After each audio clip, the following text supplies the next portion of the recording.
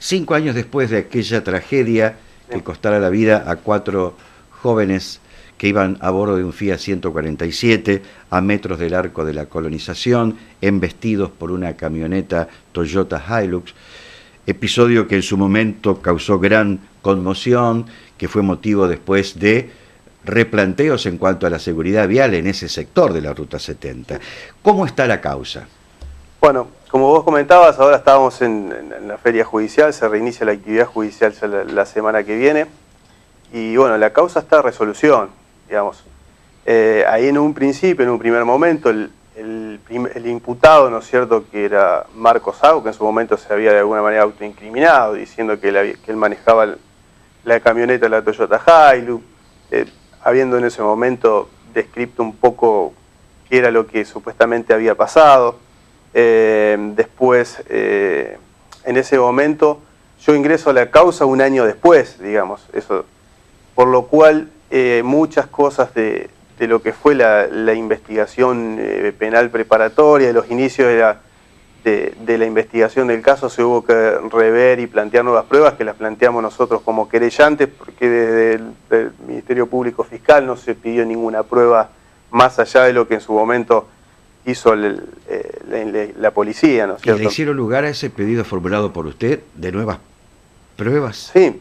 A ver, la pericia mecánica que la hizo un perito, ¿no es cierto?, del Poder Judicial, hay una lista de peritos, determinó que al momento del impacto el Fiat Espacio iba entre 25 y 35 kilómetros por hora y la camioneta iba a 163.1 kilómetros por hora al momento del impacto, lo cual trajo una claridad respecto de, ¿no es cierto?, de algo tan importante que hasta ese momento no se tenía bien definido, puesto que había un informe en sus inicios que hablaba de una velocidad superior a los 104 kilómetros por hora, con todas las imprecisiones que tenían, ¿no es cierto?, todas esas diligencias probatorias iniciales.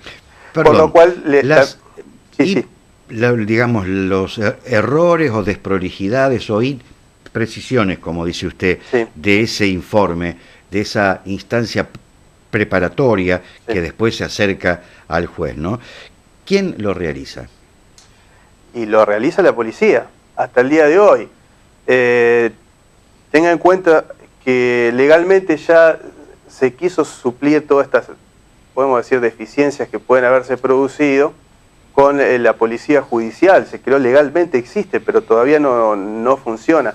Tenemos en cuenta que tenemos un nuevo Código Procesal Penal en vigencia con nueva estructura judicial, requirió nueva estructura judicial, el Ministerio Público de la Acusación, el Ministerio Público de la Defensa, pero con todas las deficiencias que tenemos hasta el día de hoy, que no hay fiscales en todos los lugares, acá en el mismo departamento de Las Colonias dependemos de una fiscal que viene de Santa Fe y que muchas cosas se solucionarían, sobre todo en los delitos más graves, con la presencia del fiscal, pero obviamente tampoco... La presencia del fiscal en persona, digamos, daría garantías. Seguramente, sí, pero eso no ocurre en muchos de los casos, que solo el fiscal le empieza a entender de un caso después de que le remiten el informe que hace la policía. Entonces, hasta el día de hoy será por una cuestión presupuestaria, por una cuestión de la estructura judicial y demás, no funciona esa policía judicial, que dependería del Ministerio Público Fiscal, más precisamente del fiscal general, y no sería un órgano administrativo que depende del Poder Ejecutivo, lo cual hace la misma independencia del Poder Judicial.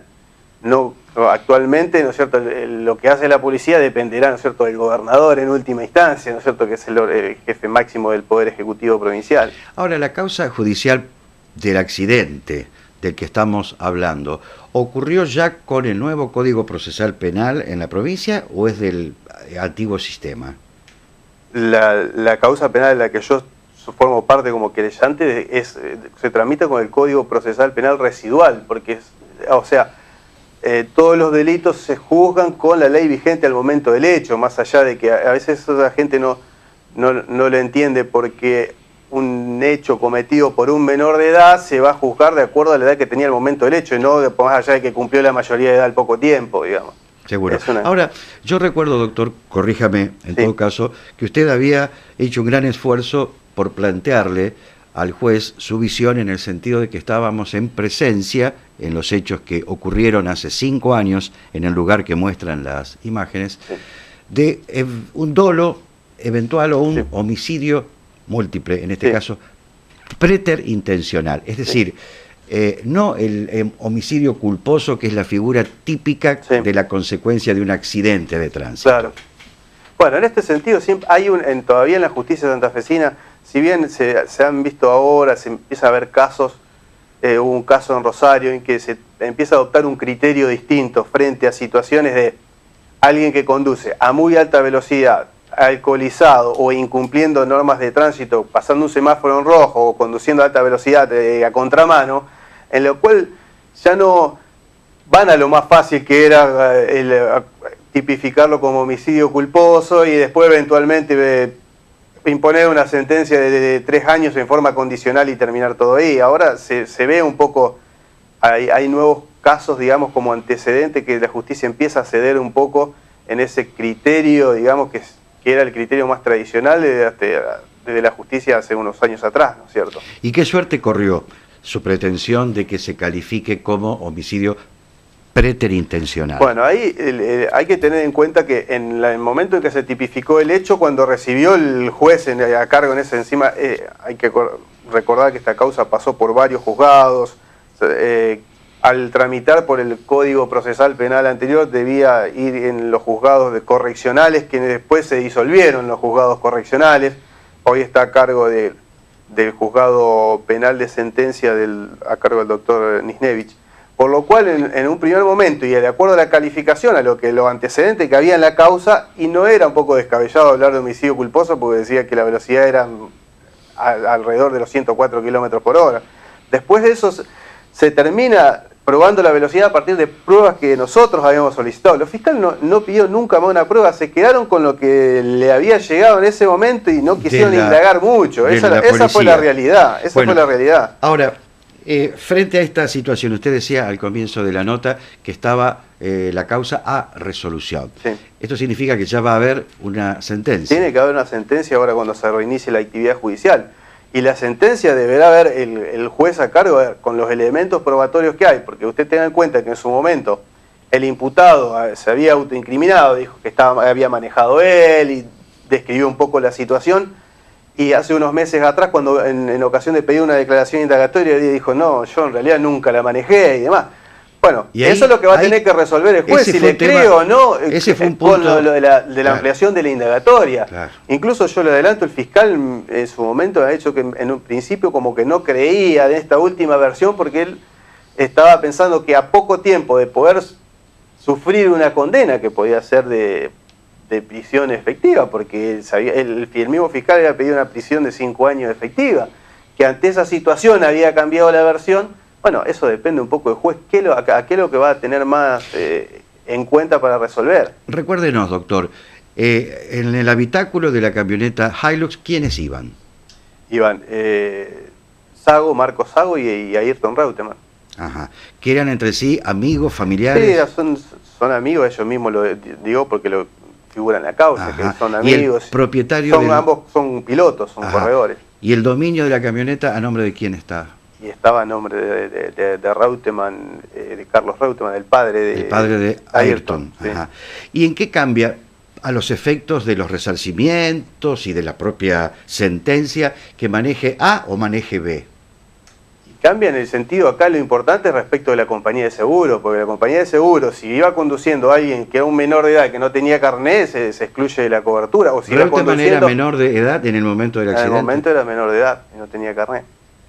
A ver, eso es lo que digo, eventualmente a la cuestión patrimonial, o también cambia respecto de si quien conducía estaba con alcoholemia en un alto grado también, porque en este sentido las compañías, ya no sé si sea por una cuestión económica o demás, tienen que afrontar indemnizaciones importantes, lo primero que hace es excluirse, como hizo Seguros Rivadavia en este caso. En este caso se excluyó. Se excluyó de la cobertura. ¿Y entonces quién va a responder por esas 4 vías? Igual, a ver, es un juicio que también está en trámite y que eventualmente la jueza, en este caso en lo civil y comercial, es la que va a disponer si tiene que responder el seguro. No, todavía eso no está resuelto. Digo lo que en su momento la compañía de seguro tomó una posición. Bueno, doctor.